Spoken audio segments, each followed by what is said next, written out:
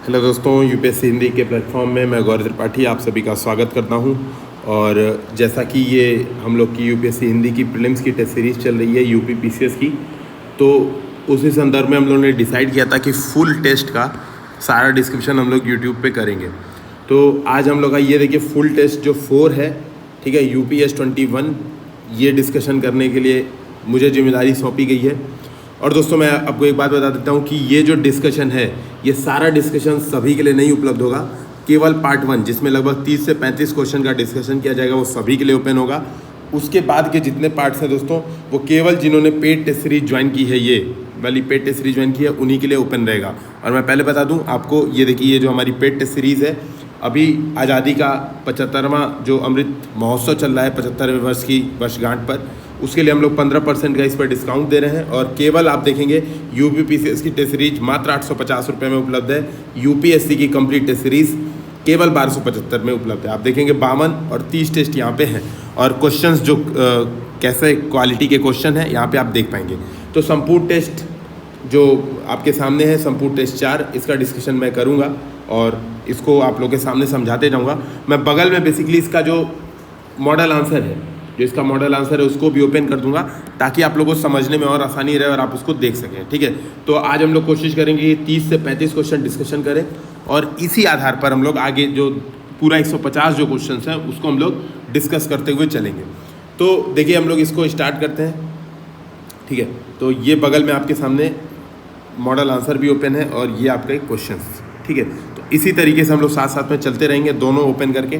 तो आप देखिए कि पहला प्रश्न है, सर्ग प्रतिसर्ग वंश मनवंतर और वंशानुचरित संकेतक किन चीज़ों के हैं। तो आपको दोस्तों ये पता होगा कि इसका आंसर सी है, पुराणों के। तो सर्ग प्रतिसर्ग वंश मनवंतर और वंशानुचरित, ये सब पुराणों के 5 लक्षण माने गए, ठीक है। आप देखेंगे यहाँ पे लिखा हुआ है मॉडल आंसर में, प्राचीन कोशों जैसे अमर कोश में पुराणों के 5 लक्षण माने गए हैं, ठीक है। उसी को बताया, सर्ग मतलब सृष्टि, प्रतिसर्ग मतलब प्रलय या पुनर्जन्म, वंश मतलब देवता और ऋषि की सूची, मनवंतर मतलब जो मनु के 14 काल है उसको मनवंतर बोलते हैं, ठीक है। और वंशानुचरित मतलब जो सूर्य चंद्र आदि, जैसे आप देखेंगे चंद्रवंशी, सूर्यवंशी, है ना, तो ये सारे लोग को बोलते हैं हम लोग वंशानुचरित। तो इसमें क्या है, पुराणों के 5 लक्षण जो अमर कोश में माने गए थे, ठीक है। तो ये आपका सही आंसर हो जाएगा पुराण, इसका सही आंसर हो जाएगा पुराण। और देखिए यहाँ पे लिखा हुआ है पुराणों की कुल संख्या 18 मानी जाती है और इसके रचयिता वेदव्यास माने जाते हैं। अब आपका एक क्वेश्चन है यहाँ पर, है ना, यहाँ पर एक क्वेश्चन और बनता है, आपको ध्यान देना है, आपको कमेंट सेक्शन में बताना है अमर कोश के रचयिता कौन है, अमर कोश के रचयिता कौन है, ठीक है। तो आपको ये एक बार कमेंट सेक्शन में बताना है। अच्छा, अगला हम लोग देखते हैं, ठीक है, अगला हम लोग देखते हैं, अगला सेकंड क्वेश्चन, निम्नलिखित में से कौन सिकंदर के साथ भारत में नहीं आया था। तो देखिए इसका सही आंसर है बी, डाइमेकस। डाइमेकस के बारे में आपको बता दूं कि ये क्या था, ग्रीक था, ठीक है, जो सेल्यूसिड एक एम्पायर था, सेल्यूसिड एम्पायर, ठीक है। तो सेल्यूसिड एम्पायर था, उन्होंने भारत में इसको भेजा था, किसके काल में, बिंदुसार के काल में, ठीक है। बिंदुसार के काल में इसको ये भारत आया था। लिखा भी यहाँ पे आप मॉडल आंसर में देखेंगे तो लिखा भी है 297 से 273 ईसा पूर्व में ही यह भारत आया था, ठीक है। तो यह सिकंदर के साथ भारत में नहीं आया था, ठीक है। तो बाकी सारे लोग जो भी नियार्कस हैं, अनेसिक्रिटिस हैं, अरिस्टोबुलस हैं, ये सारे आए थे, ये तीनों आए थे सिकंदर के साथ। अब देखिए एक महत्वपूर्ण बात ये है कि क्वेश्चन तो हम लोग करते जा रहे हैं, ठीक है, क्वेश्चन आंसर तो हम लोग कर ही रहे हैं, साथ साथ में आपको क्या करना है, इस क्वेश्चन से जो अदर तरीके के क्वेश्चन बनते हैं उसको भी आप लोग को देखते जाना है। जैसे कुछ क्वेश्चंस मॉडल आंसर से बन जाएंगे, जैसे ये पूछ सकता है सीधे, मैं आपको बगल में बता दे रहा हूँ 1-2 एग्जाम्पल से, ताकि आप लोगों को समझ में आए कि टेस्ट सीरीज का हम लोग यूटिलाइजेशन कैसे करते हैं। तो जैसे देखिए यहाँ पे लिखा है ना, सिकंदर के साथ भारत में नहीं आया था, तो इसका आंसर है डाइमेकस। एक क्वेश्चन ये पूछ सकता है कि डाइमेकस किसके शासनकाल में भारत आया था, तो यहाँ पे दे सकता है अशोक, चंद्रगुप्त मौर्य, ठीक है, बिंदुसार और बिंबिसार, ये 4 ऑप्शन देगा। तो आपको ध्यान रखना है बिंदुसार के शासनकाल में भारत आया था, ठीक है। तो इस तरीके से आपको 1-2 मॉडल आंसर देके क्रॉस क्वेश्चन भी साथ साथ में बनाते चलना है। तो इससे क्या होगा, जब आप टेस्ट सीरीज सॉल्व करेंगे, जब आप टेस्ट सीरीज रटेंगे, जब आप टेस्ट सीरीज का यूज़ करेंगे, तब आप एग्जाम में देखेंगे एकदम फोड़ के आ जाएंगे, मतलब एग्जाम में सिलेक्शन आपका तय हो जाएगा, ठीक है। अगला हम लोग देखते हैं कौन सा जोड़ा सही सुमेलित नहीं है, कुछ किताबों के नाम दिया हुआ है, ठीक है। तो देखिए इसका आंसर बी है, क्या लिखा है, द नेचुरल हिस्ट्री टॉलमी। तो देखिए ये गलत है, द नेचुरल हिस्ट्री लिखी थी प्लिनी ने, ठीक है। और मैं आपको बता दूं टॉलमी की किताब का जो फेमस जो किताब था उसका नाम था जियोग्राफी, ठीक है। टॉलमी ने जो फेमस किताब लिखी थी उसका नाम था जियोग्राफी। तो इसको आप लोग देखेंगे, ठीक है। और ये इसका आंसर है। द नेचुरल हिस्ट्री नामक पुस्तक रोमन लेखन प्लिनी द्वारा लिखी गई थी। तो देखिए यहाँ पर आप देखेंगे बगल में जो मॉडल आंसर है वहाँ पे भी लिखा हुआ है कि प्लिनी द्वारा लिखी गई थी नेचुरल हिस्ट्री। अब इससे आपको क्या पता चलता है, इसमें आपको ये चीज़ यानी और देखनी है, क्या देखनी है, ये तीनों आंसर यानी सही है, यानी इन तीनों किताबों के नाम भी आपको याद रख लें कि द हिस्ट्रीज हेरोडोटस ने, हिस्टोरियल फिलिपिकल पाम्पेस ट्रोगस ने लिखा है, लाइफ ऑफ हेंसियांग हुईली ने लिखा है। ठीक है, तो बेसिकली आप इस बात को समझेंगे। और चौथा यहाँ पर यहीं पर आप लिख लीजिए प्लिनी। ठीक है, तो ये चार चीज़ एक बार एटलीस्ट देखिए, रटना तो बहुत मुश्किल है, याद नहीं होता एग्जाम में, एक बार देख के जाइए एटलीस्ट, है ना, कि ये चाइनीज़ नाम है हेंसियांग, तो चाइनीज़ किसी ने लिखा होगा। इस तरह से अगर कुछ देख के जाएंगे, समझ के जाएंगे, तो एग्जाम में एटलीस्ट रिकॉल कर पाएंगे। और एग्जाम बेसिकली टेस्ट ही रिकॉल का है, ना कि आपके रटने का टेस्ट नहीं है, आपके ज्ञान का टेस्ट नहीं है, रिकॉल का टेस्ट है। ठीक है, ये बात ध्यान में रखना है। अब दक्षिण भारत के पॉलीगर कौन थे, तो आपको पता होगा पॉलीगर एक सैन्य नियंत्रक थे। बेसिकली अमर नायक जो प्रणाली दक्षिण भारत में चलती थी, खास तौर पे जो विजयनगर साम्राज्य था उसमें चलती थी, तो उसमें पॉलीगर क्या थे, एक प्रकार के सैन्य नियंत्रक थे। जैसे आप देखेंगे इक्ता प्रणाली उत्तर भारत में चलती थी, ठीक है, मनसबदार प्रणाली चलती थी, बेसिकली इसी तरह के ये क्या थे, पॉलीगर सैन्य नियंत्रक थे। ठीक है, तो यहाँ पे देखिए लिखा भी है पॉलीगर विजयनगर साम्राज्य में प्रांतीय प्रशासक एवं सेना नायक, वही मैंने जो कहा अमर सेना नायक प्रणाली चलती थी, तो उसी के ये क्या थे, एक आप कह सकते हैं नेतृत्वकर्ता थे, है ना। जैसे उत्तर भारत में जो प्रणाली मनसबदारी में थी उसी प्रकार से मिलता जुलता, हालांकि पॉलीगर प्रणाली थोड़ी सी अलग थी। ठीक है, तो जो डिफरेंसेज हैं वो आप उसको देखिए। अगला बोला है जहांगीर ने निम्न में से किसको इंग्लिश खान की उपाधि दी थी। ठीक है, तो ये मतलब बहुत ही फेमस क्वेश्चन है और यूपी पीसीएस में रिपीटेड भी है बार बार कि विलियम हॉकिंस। ठीक है, तो विलियम हॉकिंस को जहांगीर ने, देखिए मॉडल आंसर में भी आप देख पाएंगे, 400 का मनसब, ठीक है, 400 गांव का मनसब और इंग्लिश खान की उपाधि किसको दी थी, विलियम हॉकिंस को दी थी। ठीक है, तो एटलीस्ट मेरे बोलने पे अगर आपको याद हो जाए, अगर इवन आप ये जो पूरा लेक्चर है अगर ऑडियो के फॉर्मेट में भी रात में सोते टाइम भी अगर सुन लेंगे तो आपका अच्छा खासा रिवीजन हो जाएगा और साथ में आपका मतलब सिलेक्शन के चांसेस बहुत ज़्यादा बढ़ जाएंगे। ठीक है, क्योंकि आप मतलब सीधे सीधे क्वेश्चन को रिलेट कर पाएंगे कि यार ये आपके कानों में कभी बातें गई थी। अगला देखते हैं, किस किले का निर्माण अकबर के राज्यकाल में नहीं कराया गया था। तो सब लोग को पता है कि दिल्ली का जो लाल किला है वो शाहजहां ने बनवाया था। ठीक है, तो दिल्ली का लाल किला शाहजहां ने कहाँ बनवाया था, शाहजहांबाद में। देखिए यहाँ पे लिखा भी है।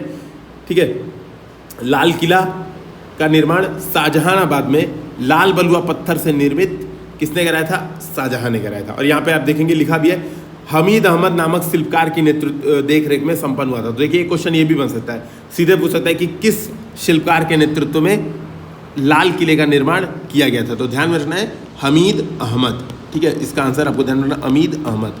ठीक है, नेक्स्ट क्वेश्चन देखते हैं हम लोग। बंगाल का तारकेश्वर आंदोलन निम्नलिखित में से किसके विरुद्ध था। तो आपको पता होगा बहुत सारे आंदोलन चलते रहते हैं और बंगाल का जो तारकेश्वर आंदोलन था वो मंदिरों में भ्रष्टाचार के विरुद्ध शुरुआत की गई थी 1924 में।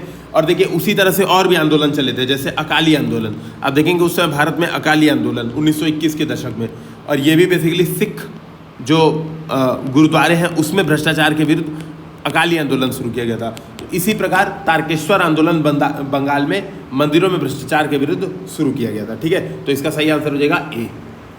अगला है 8वां प्रश्न। ठीक है, निम्नलिखित में कथनों पर विचार करना है। पहला बोला है श्रीमती एनी बेसेंट 1917 के कांग्रेस के कलकत्ता अधिवेशन की प्रथम महिला अध्यक्ष चुनी गई।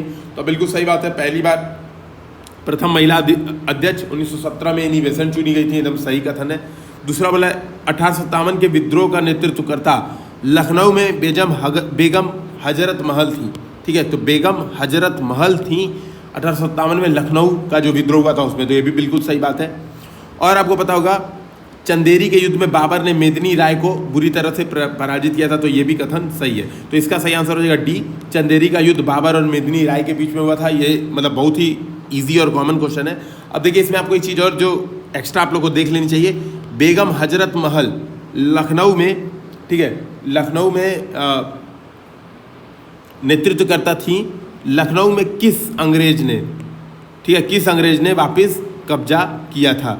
ठीक है, तो आप लोगों को बेसिकली ये सारी चीज़ें एक बार देख लेनी चाहिए कि किस अंग्रेज ने लखनऊ को वापस कब्जा किया था, और कमेंट सेक्शन में आप लोग बताइए। ठीक है, जब ये स्ट्रीम हो रहा होगा तो कमेंट सेक्शन में मैं इसका आंसर भी वहाँ पे कोट कर दूंगा कि किसने लखनऊ में बेगम हजरत महल या फिर जो भी वहाँ पे आंदोलन करता है किसने हरा के वापस लखनऊ को अंग्रेजों के पक्ष में जीता था। ठीक है, अगला प्रश्न देखते हैं 9वां प्रश्न।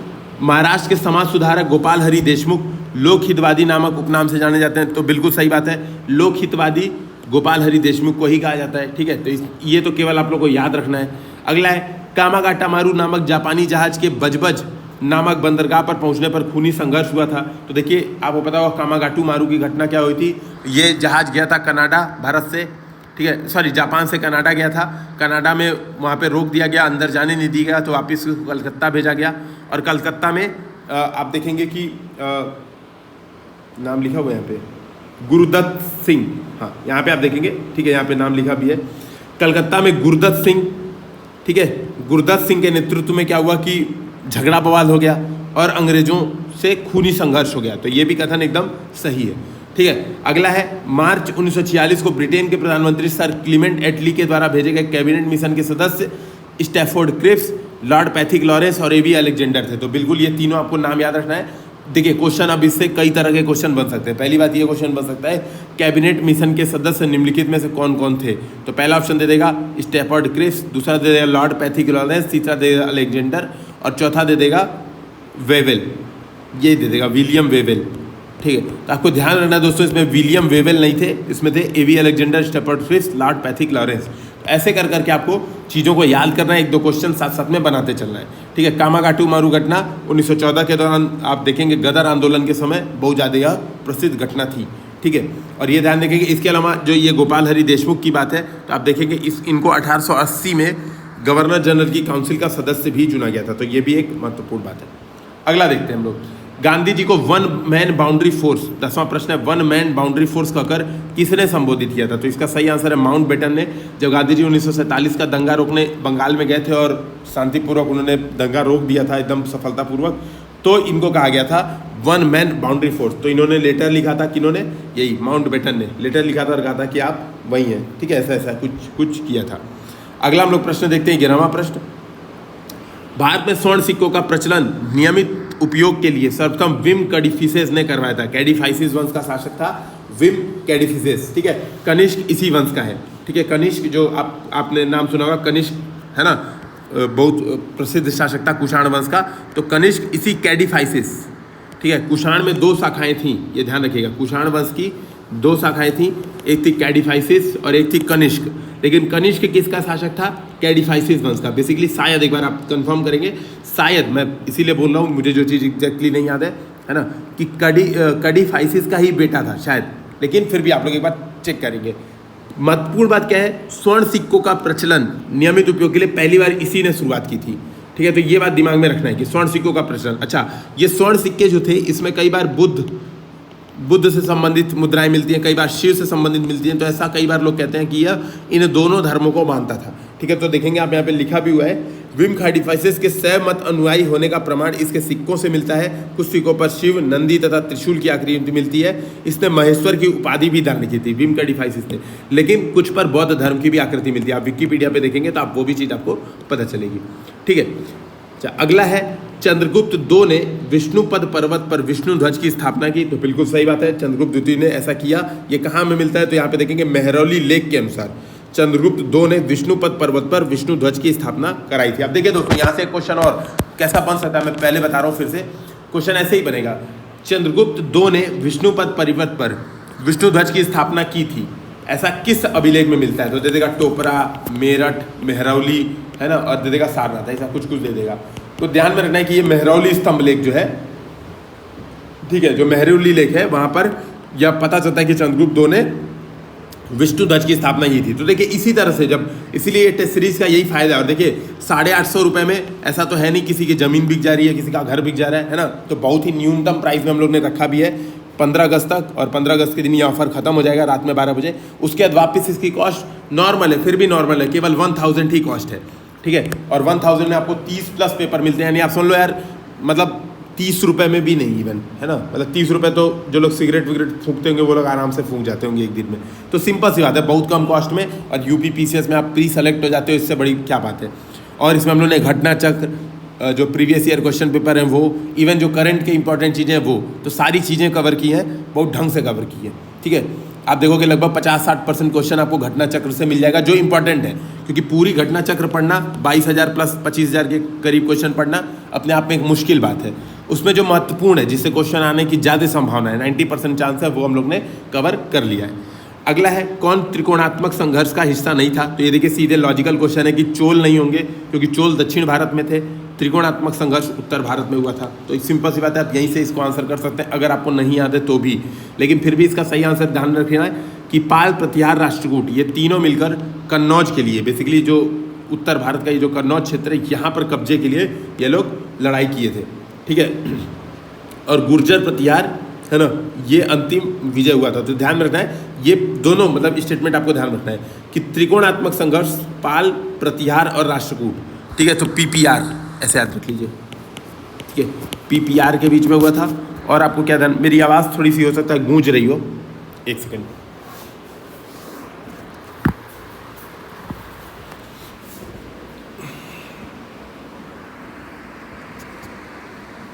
है ना, अब सही हो जाएगी।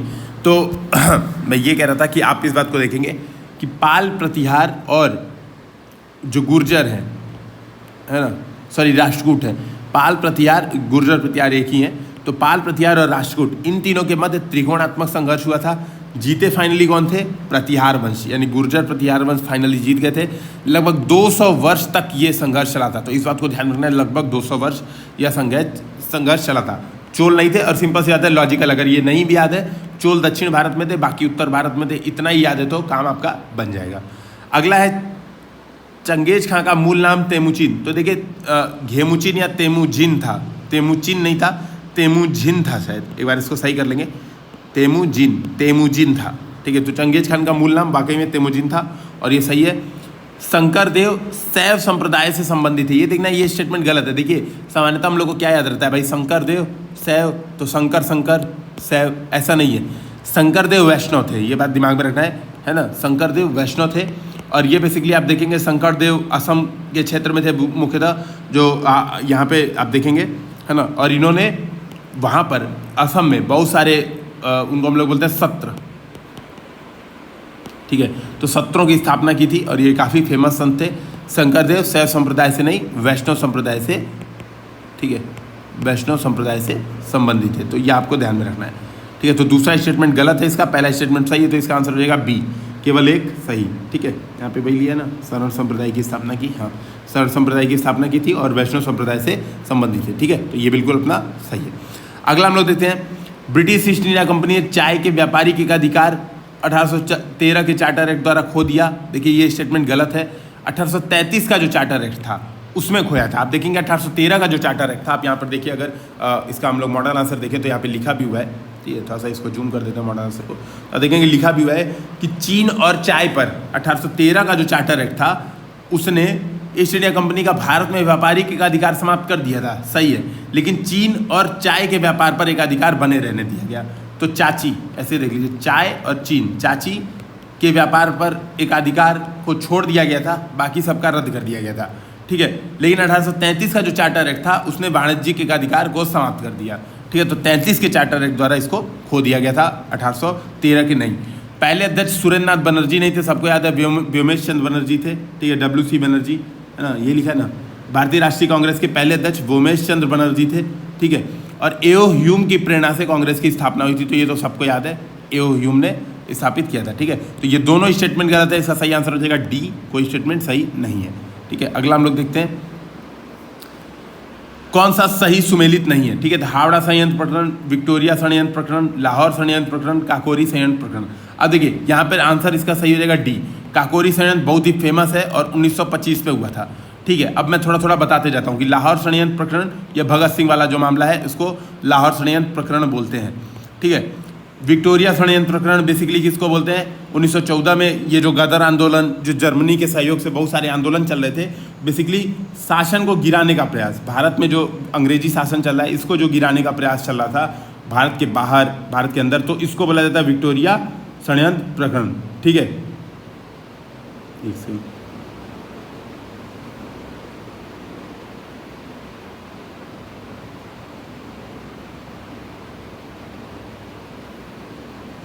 ठीक है, तो अब अगला देखते हैं हम लोग, ठीक है। हावड़ा संयंत्र प्रकरण, ठीक है। और ये आप देखेंगे हावड़ा संयंत्र प्रकरण बेसिकली कौन थे, जतेंद्र नाथ। एक बार एग्जैक्टली आप इनका नाम देखेंगे, इनको क्या बोलते थे, जतेंद्र नाथ ही मेरे हिसाब से नाम था। इन्होंने बेसिकली क्या किया था, वहाँ पर एक अंग्रेज की गोली मार दी थी, ठीक है। तो ये बेसिकली हावड़ा संयंत्र प्रकरण, ये बंगाल में है ना, ये बहुत ही फेमस मतलब क्रांतिकारी थे, जतिन नाथ दास था या जो भी ऐसे करके नाम था, एक बार हम लोग देख ही लेते हैं, ठीक है। हावड़ा संयंत्र प्रकरण तो आइडिया लग ही जाएगा।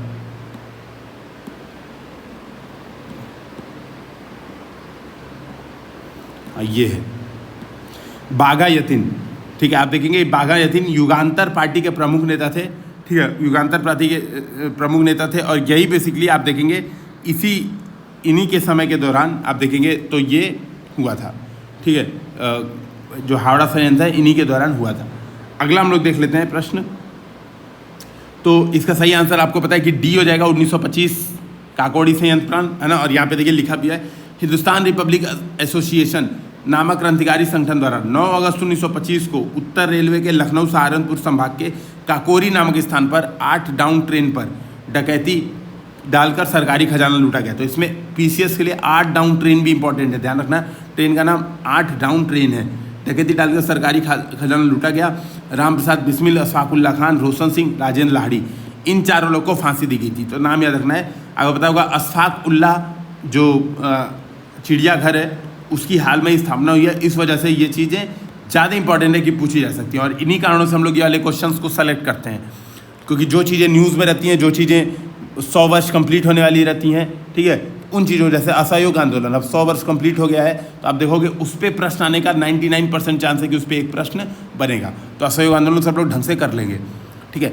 अगला देखिए 16वां प्रश्न, Indian society of oriental art, ठीक है। तो ये पता है अवनींद्रनाथ टैगोर द्वारा यह प्रारंभ किया गया था। तो बहुत इजी क्वेश्चन है, केवल रखने वाला फैक्ट है। Indian society of oriental art, Abanindranath Tagore, ठीक है। अगला देखते हैं, land order society of Bengal की स्थापना कब हुई थी। तो देखिए यहाँ पर जो विकल्प दिया गया इसमें से कोई विकल्प भी सही नहीं है। 1838 में, ठीक है। तो इसका सही आंसर यहाँ पे नोट कर दे रहा हूँ बगल में, 1838 में, ठीक है। द्वारकानाथ टैगोर, DTN, ठीक है। द्वारकानाथ टैगोर, प्रसन्न कुमार टैगोर, राधाकांत देव, गम कमल सेन और भवानी चरण मित्रा द्वारा land holder society of Bengal, जिसको जमींदारी एसोसिएशन भी कहते हैं, इसकी स्थापना की गई थी। तो ध्यान में रखना है, बेसिकली 1-2 नाम आपको याद रखना है, द्वारकानाथ टैगोर और राधाकांत देव, ठीक है। ये 2 नाम आपको याद रखना है, बहुत फेमस नाम थे। और कब था, 1838, ठीक है। तो इसका सही आंसर हो जाएगा 1838। 18वां, अभिनव भारत किसके द्वारा बनाया गया था। ये देखिए बगल में प्रश्न है, अभिनव भारत किसके द्वारा बनाया गया था, ठीक है।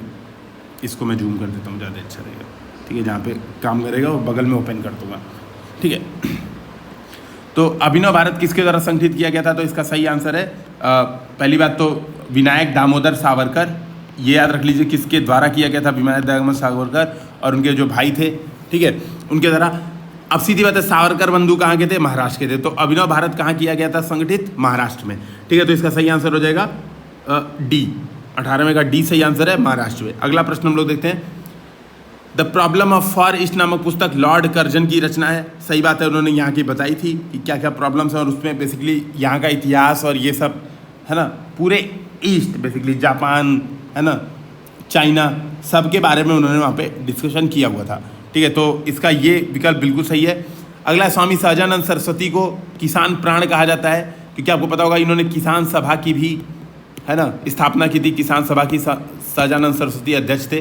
तो ये एकदम सही स्टेटमेंट है। तो दूसरा स्टेटमेंट भी सही है, स्वामी सहजानंद सरस्वती को किसान प्राण कहा जाता है, ठीक है। तो पहला भी देखिए याद रखिएगा, ये एक बार सिंगल करेक्ट में भी पूछा जा सकता है, ठीक है। ये दिमाग में मतलब रखे रहेगा आप लोग कि ये जो क्वेश्चन है कि the problem of the forest नामक पुस्तक की रचना, तो 4 ऑप्शन दे देगा, उसमें से लॉर्ड कर्जन को ही आपको सेलेक्ट करना है, ध्यान रखना। जैसे ये क्वेश्चन 4 ऑप्शन में ये भी बन सकता है कि निम्नलिखित में से किस नेता को किसान प्राण कहा जाता था, तो स्वामी सहजानंद सरस्वती याद रखना है। तो बेसिकली ये जो पेपर्स हैं, अगर ये पेपर्स आप रट लेते हैं, ठीक है, तो एग्ज़ाम में बहुत ज़्यादा चांस है कि आप लगभग मतलब 80-90 क्वेश्चन में बहुत ज़्यादा कंफर्ट फील करेंगे। अगर ये केवल आप जो 30 टेस्ट के करीब हैं ये अगर रट के जाते हैं तो बहुत अच्छा आपको कंफर्ट वहाँ पे फील आएगा।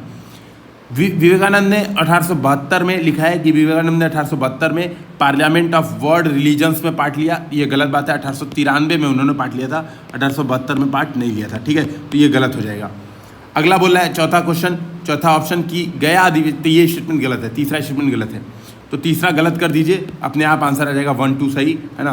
बाकी स्टेटमेंट देखने की आवश्यकता ही नहीं है, एग्जाम में जनरली मैं यही करता हूँ है ना, लेकिन यहाँ पे आप लोगों को चूंकि बताना है तो हम लोग एक बार देखते जाते हैं। जनरली एग्जाम में वो क्वेश्चन, वो स्टेटमेंट खोजिए जो एलिमिनेट करने से आपका आंसर आ जाए। तो ये तीसरा आप एकदम श्योर है। देखिए, हो सकता है कई लोग चौथा स्टेटमेंट ना पढ़े हों कि गया अधिवेशन में कांग्रेस ने पहली बार भारतीय रियासतों के प्रति अपनी नीति घोषित की।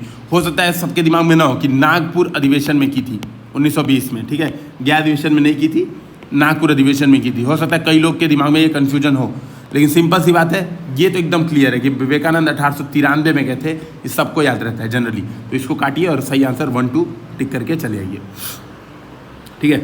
और दोस्तों ये मैं ऑलरेडी आप लोगों को बता चुका हूँ कि अभी यूपीएससी हिंदी का 15% डिस्काउंट चल रहा है, तो इस पर देरी मत कीजिए। जो लोग ज्वाइन करना चाहते हैं यार, कल करे सो आज कर, है ना। और अभी डिस्काउंट भी है, काफ़ी हैवी डिस्काउंट है, मतलब आप देखो इतना तो हम लोगों को प्रॉफिट नहीं होता है टेस्ट सीरीज़ पे, है ना। तो ये चीज़ है। अगला देखते हैं, राजा जनता के लिए बने, जनता राजा के लिए नहीं। ये स्टेटमेंट किसने कहा था? अब देखो ये स्टेटमेंट आपको सीधे सीधे याद रखना है, इसे कुछ समझने की बात नहीं है, ठीक है। सीधे सीधे याद रखो कि ये दादा भाई नौरोजी का स्टेटमेंट है कि राजा जनता के लिए बने हैं, है ना, जनता राजा के लिए नहीं। इसी तरह का स्टेटमेंट रूसो भी कहा था, ठीक है। तो रूसो क्या स्टेटमेंट कहा था वो आप लोग कमेंट सेक्शन में बताइए। लेकिन ये जो महत्वपूर्ण है, दादा भाई नौरोजी ने कहा था जनता के लिए बने हैं राजा, जनता राजा के लिए नहीं, ठीक है। तो ये स्टेटमेंट आपको ध्यान में रखना है। अच्छा, जब ऐसे वैसे लिखिएगा, खासतौर पे यूपी पीसीएस का ऐसे और लोकतंत्र में क्वेश्चन आ जाए, है ना, तो यही उठा के लिख देना है कि राजा जनता के लिए बना है, जनता राजा के लिए नहीं, ठीक है।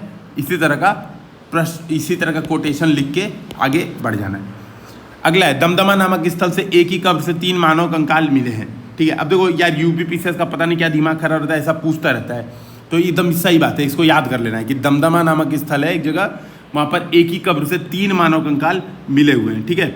और ये बेसिकली आप देखेंगे, ये जो दमदमा है यहाँ पर देखिए लिखा भी है, मध्य पाषाणिक पूरा स्थल है, ठीक है। दमदमा मध्य पाषाणिक पूरा स्थल है ना। एक मिनट,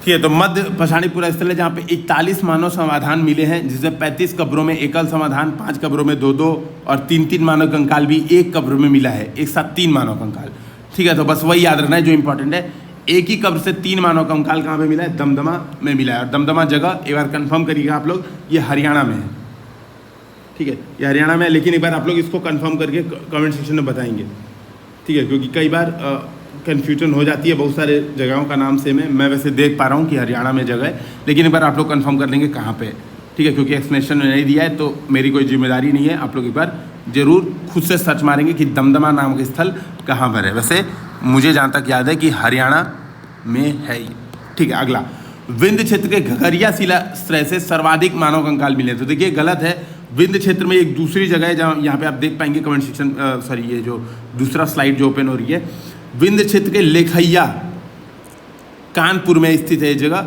शिलाश्रय से 17 मानव कंकाल, सर्वाधिक मानव कंकाल कहाँ प्राप्त हुए? लेखैया, न कि घघरिया। तो ये बस लेखैया जगह याद रखनी है, कानपुर में एक लेखैया जगह है, ठीक है, मध्य पाषाणिक, जहाँ से 17 मानव कंकाल प्राप्त हुए हैं। अगला बोल रहा है कि the roots of ancient India के लेखक एक घोष थे, तो ये गलत स्टेटमेंट है। The root of ancient India के लेखक W.A. फेयर सर्विस थे, ठीक है। तो ये नाम आपको याद रखना है, W.A. Fair service. तो इसका सही आंसर क्या हो जाएगा? एक, केवल एक सही, आपको सही आंसर इसका यही हो जाएगा। और अगर आप केवल यही याद रखते, देखो यहाँ पे भी अगर आपको केवल यही याद है कि the roots of ancient India के लेखक एक घोष नहीं, फेयर सर्विस थे, ठीक है, तो आप ये क्वेश्चन अपने आप सही कर सकते हो, अगर आपको भले से घघरिया शिलाश्रय याद न हो तो भी, ठीक है। घघरिया शिलाश्रय नहीं याद हो तो भी तीसरा काट दिया आपने, अपने आप केवल एक बचा, ठीक है। तो इस तरह से हम लोग को एग्जाम में क्वेश्चन अटेम्प्ट करने का प्रयास करना है, ठीक है, कि मतलब जो नहीं आता है तो ऐसा नहीं है कि अपने को वो छोड़ के आगे बढ़ जाना है, अपने को उस पर भी अटेम्प्ट करना है, उस पर भी मेहनत करनी है, जो क्वेश्चन हमें लग रहा है कि यार ये हम कर सकते हैं, ठीक है, भले से आता ना हो। तो ये तुक्का और एलिमिनेशन यार, इस पर आप लोग थोड़ा सा फोकस करके, और इसीलिए टेस्ट सीरीज होती है, इसीलिए आप लोग थोड़ा सा मेहनत करते रहो, है ना, तुक्का मारने का लगातार प्रयास करते रहो। अगला देखिए, विक्रमशिला बिहार का संस्थापक बोला महिपाल था, तो महिपाल नहीं था, ये धर्मपाल थे, धर्मपाल, ठीक है, आपको पता होगा, धर्मेंद्र से याद रख लीजिए। धर्मपाल ने क्या किया था? विक्रमशिला बिहार, और ये कहाँ पे है? बिहार में ही है विक्रमशिला, ठीक है, बिहार में ही है, तो विक्रमशिला जो बौद्ध विहार था उसकी स्थापना धर्मपाल ने की थी, न कि महिपाल ने की थी। तो ये गलत है। कलिंग युद्ध का वर्णन हमें रुम्मिनदेही स्तंभ लेख द्वारा ज्ञात होता है, ये गलत है। अब होता होगा अशोक का जो 13वां स्तंभ लेख है वहाँ पर, ये याद भी रखना स्टेटमेंट, 13वें स्तंभ लेख पर कलिंग युद्ध का विवरण मिलता है। देखो एक्सप्लेनेशन में यही चीज़ें दी हुई हैं। कौन सा क्वेश्चन है? 22वां। हाँ, तो 22वां प्रश्न आप देखोगे, विक्रमशिला बिहार का संस्थापक धर्मपाल था, यहाँ पे लिखा हुआ है। अशोक के राज्याभिषेक के 8वें वर्ष में कलिंग का युद्ध हुआ था। इस युद्ध की चर्चा हमें अशोक के 13वें शिलालेख से मिलती है। ठीक है, तो 13वें शिलालेख से मिलती है, ये बात ध्यान रखना है। ठीक है, शिलालेख से मिलती है 13वें, ये रट के जाइएगा, पूछ सकता है ये कि किस शिलालेख पे क्या लिखा हुआ है। ठीक है, तो 13वें पे क्या लिखा हुआ है ये याद रखिए, बाकी पे जरूरत नहीं याद रखने की। जो चीज़ दिया हुआ था मॉडल आंसर में केवल उतना दिमाग में रखना है आप लोग को। अगला है, सियालकोट मदरसे ने मुस्लिम न्यायशास्त्र की पढ़ाई में विशिष्टता हासिल की। तो देखिए गलत बात है। लखनऊ का जो फिरंगी महल, ठीक है, जो फिरंगी महल मदरसा है उसने क्या किया है, मुस्लिम न्यायशास्त्र की पढ़ाई में विशिष्टता हासिल की है। ठीक है, तो ये स्टेटमेंट दोस्तों गलत है। सियालकोट का जो मदरसा है, सियालकोट का मदरसा है वो व्याकरण के लिए प्रसिद्ध है। ठीक है, तो सियालकोट का मदरसा व्याकरण के लिए। और आपको पता होगा जो अभी बताया, लखनऊ का जो फिरंगी महल मदरसा है, ठीक है, यहाँ पे लिख दीजिए काट के, लखनऊ का फिरंगी महल मदरसा, इसने बेसिकली मुस्लिम न्यायशास्त्र की पढ़ाई में विशिष्टता हासिल की थी। तो पहला स्टेटमेंट गलत हो गया। देखो पहला स्टेटमेंट गलत किया, काट दिया, आंसर 2 और 3 सही। ठीक है, तो अपने आप दूसरा तीसरा भले से ना आता हो, सही हो गया। अब दूसरा तीसरा स्टेटमेंट यानी सही है। तो इल्तुतमिश को गुलाम का गुलाम कहते हैं, यानी इल्तुतमिश एक गुलाम का गुलाम था। अब किसके गुलाम का गुलाम था, तो ये देख लेते हैं हम लोग। तो देखिए, मोहम्मद गौरी के गुलाम कुतुबुद्दीन ऐबक, यानी एक गुलाम कुतुबुद्दीन ऐबक, किसका गुलाम था? गौरी का गुलाम कुतुबुद्दीन ऐबक, उसने किसको गुलाम बनाया था? इल्तुतमिश को खरीदा था, इसीलिए वो गुलामों का गुलाम कहा जाता है इल्तुतमिश को। तो ये स्टेटमेंट सही है। दूसरा स्टेटमेंट, जहांगीर ने हेरात के एक प्रसिद्ध चित्रकार अकारिजा के नेतृत्व में दिल्ली में एक चित्रणशाला की स्थापना की। ऑब्वियस सी बात है, ये स्टेटमेंट सही होगा और केवल रख लेना है, क्योंकि सिंपल सी बात है, ये स्टेटमेंट ऑप्शन और कोई मौजूद है नहीं, यानी ये स्टेटमेंट सही है। तो दूसरा तीसरा सही, पहला गलत।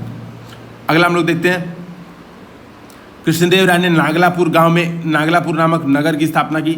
सही बात है, अपनी जो माता जी हैं उनके नाम पर इन्होंने नागलापुर नामक नगर की स्थापना की थी। रैयतवाड़ी व्यवस्था के जन्मदाता सर टॉमस मुनरो और कैप्टन रीड थे, ये भी सही है। अब बताओ, अगर रैयतवाड़ी में सीधे रैयत जो है वो अपना लगान देते थे, रैयत मतलब सीधे किसान लगान देते थे। और पता होगा मद्रास प्रांत में था, ठीक है, तो मद्रास प्रांत में रैयतवाड़ी व्यवस्था। अब एग्जाम में कैसे करना, देखो, रीड र से रैयत, र से रीड, मद्रास में लागू था तो मुनरो, म से मुनरो, म से मद्रास। ठीक है, इस तरीके से याद रख लेना, मैच करा लेना।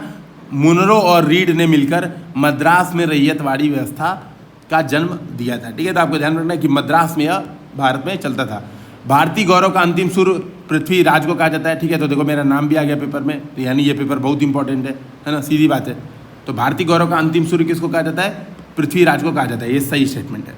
अगला हम लोग देखते हैं, तो ये इसका आंसर हो जाएगा सभी सही उपयुक्त। देखो ये लिखा भी ना, 24वें का डी, सही बात है ना, ये सही भी है। अच्छा, कृष्णदेव राय के बारे में एक महत्वपूर्ण बात दी भी है, तो आप लोग ये भी देख ही लीजिए मॉडल आंसर में। अमुक्त माल्यद तेलुगु ग्रंथ कृष्णदेव राय की है। ठीक है, आपको पता होगा उषा परिणयम, ठीक है, जामवंती कल्याणम, तो और याद रख लीजिए जामवती कल्याणम। तो ये दोनों संस्कृत में ग्रंथ भी कृष्णदेव राय ने लिखे हैं। और अमुक्त माल्यद तो लिखा ही है तेलुगु में। अमुक्त माल्यद जो तेलुगु है वो कृष्णदेव राय की है। ठीक है, ये दिमाग में आपको रखना है। ठीक है, अगला प्रश्न हम लेते हैं, 25वां प्रश्न। ठीक है, तो 25वां प्रश्न है, बोला है कि सुमेलित कीजिए। तो सुमेलित क्या करना है? प्रथम कर्नाटक युद्ध। ठीक है, प्रथम कर्नाटक युद्ध सबको पता है कि यार एक्स-लास चैपल की संधि हुई थी। ठीक है, मतलब कोई भी एक आंसर याद रखो। जैसे चलो एक और देखते हैं, तृतीय कर्नाटक युद्ध सबको इजी होता है कि पेरिस की संधि से अंत हुआ था। ठीक है, तो बी का 1 कर लो, तो 2 ऑप्शन कैंसिल हो जाएंगे अपने आप। ठीक है, अब एक बार देखो, वैसे मुझे जैसे आता, मुझे क्या आता कि तृतीय कर्नाटक युद्ध नहीं, मुझे यह आता प्रथम कर्नाटक युद्ध एक्स-लास चैपल, ये मैंने याद किया था। आपने जो विजन आपने देखा होगा, जो मैंने नोट्स बना रखे हैं विजन के 2020 वाले, ठीक है, उसमें मैंने ये चीज़ें नोट की है, जो लोगों ने मेरे नोट्स पढ़े होंगे। तो मुझे यही याद था, ए का 4, मैंने जो ए का 4 मिला तुरंत सही आंसर मैच कर गया। इसमें मैंने बाकी ऑप्शन पढ़े भी नहीं, जब मैं ये टेस्ट पेपर सॉल्व कर रहा था मैंने बाकी ऑप्शन पढ़े भी नहीं। तो इसका मतलब क्या होता है, ए का 4 मैच करा तो एक्स चैपल की संधि, बी का क्या हो गया 1, बी का 1 यानी पेरिस की संधि से तृतीय कर्नाटक युद्ध पेरिस की संधि, सी का 3 द्वितीय कर्नाटक युद्ध अनिर्णायक युद्ध रहा, सही बात है ना, तभी तो तृतीय युद्ध होगा जब द्वितीय अनिर्णायक रहेगा। तो प्रथम मैसूर युद्ध ब्रिटिश की हार, ये भी सही बात है, ठीक है। तो प्रथम मैसूर युद्ध में ब्रिटिश हार गए थे, ठीक है। अब अगला हम लोग देखते हैं 26वां प्रश्न, देवबंद आंदोलन यूपी में किस वर्ष में प्रारंभ हुआ था? देखिए इसका सही आंसर है 1866, ठीक है। यहाँ पे मॉडल आंसर में आप देखेंगे लिखा भी है कि मोहम्मद कासिम नौनतवी और रशीद अहमद गंगोही, ठीक है, 2 लोग का नाम देखिए लिखा हुआ है, ये याद भी रखना है क्योंकि देवबंद आंदोलन में ये लोग सबसे प्रसिद्ध थे, ठीक है। तो मोहम्मद कासिम नौनतवी और रशीद अहमद गंगोही ने 1866 में उत्तर प्रदेश के देवबंद में इस्लामी मदरसे की स्थापना की थी, ठीक है। और ये अंग्रेजी शिक्षा और पाश्चात्य संस्कृति के विरोध में चला गया था, ध्यान रखना है। यानी ये बेसिकली देवबंद आंदोलन पुनरुत्थानवादी आंदोलन था, ठीक है, यानी अंग्रेजी शिक्षा और पाश्चात्य संस्कृति के विरोध में चला गया था। दोस्तों मैं फिर से एक बात बता देता हूँ, ये जो वीडियो डिस्कशन है ये भले से पब्लिक होगा, ये सबके लिए ओपन होगा, लेकिन जो अगले वीडियो डिस्कशन है वो केवल स्ट्रीमिंग के टाइम, लाइव स्ट्रीमिंग जब होगी उसकी तभी वो पब्लिक रहेगा, और उसका कोई टाइम फिक्स नहीं है लाइव स्ट्रीमिंग का।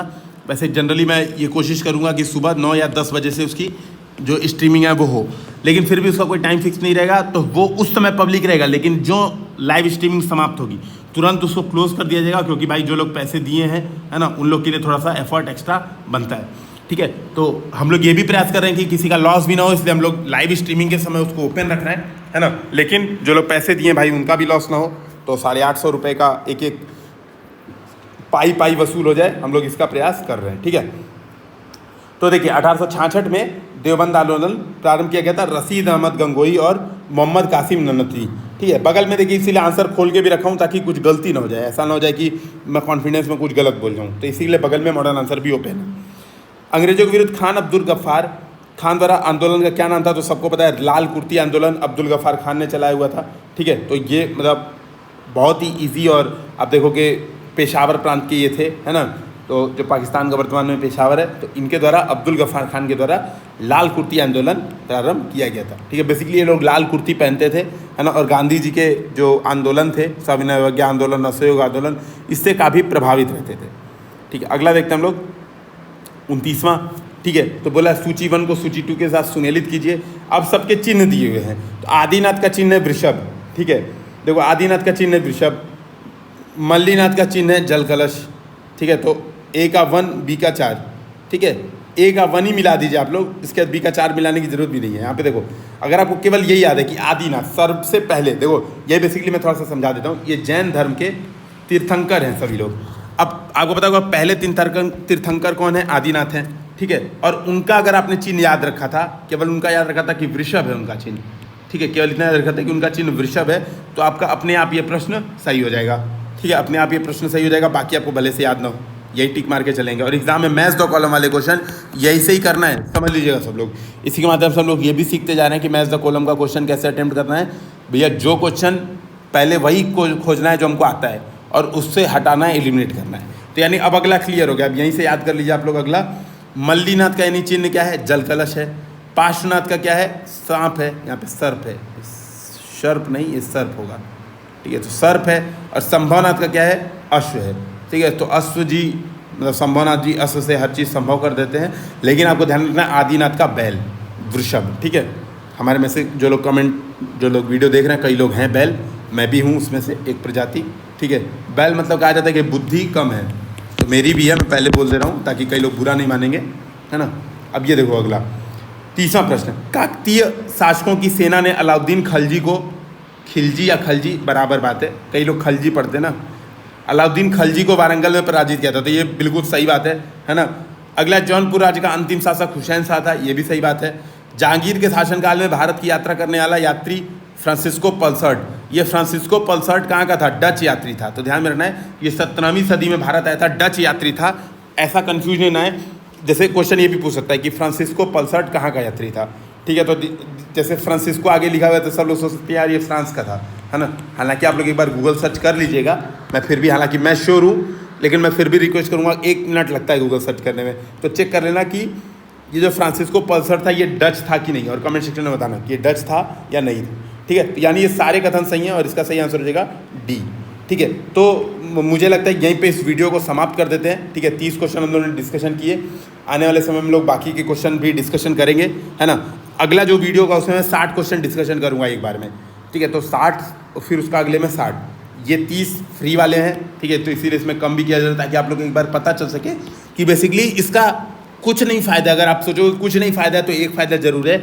इवन रात को सोते समय आप लोग ऑडियो अगर कान में लगा लेते हो, है ना, वीडियो कान में लगा के सो भी जाते हो सुनते सुनते, तो भी बहुत सारी चीज़ें इसमें याद रह जाएंगी और एग्जाम में आप क्वेश्चन बहुत आसानी से अटेम्प्ट कर पाओगे। तो दोस्तों, अगर वीडियो पसंद आए तो लाइक शेयर सब्सक्राइब करना मत भूलिए।